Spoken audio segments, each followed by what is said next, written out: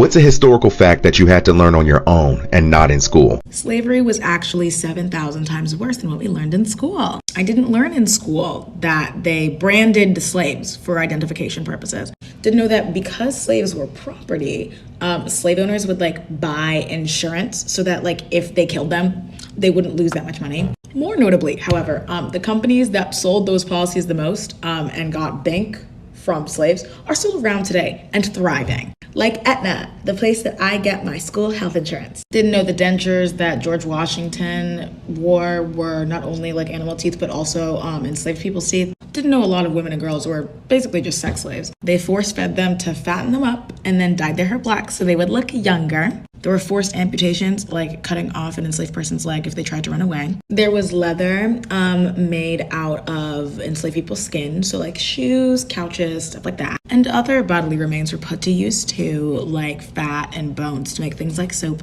Unlike Florida's new standard that says that slavery went on for so long and we had so many enslaved people here because of natural reproduction, there were actually breeding farms. So it was forced. It wasn't a natural choice. We're talking back-to-back pregnancies and conception in a way that was not consensual. Get what I mean? And best for last, there are hundreds of politicians currently in office right now that descended from slave owners, the majority of whom were Republicans and or anti-reparations. Shocker, including Lindsey Graham, Mitch McConnell, and Marsha Blackburn. The more you know.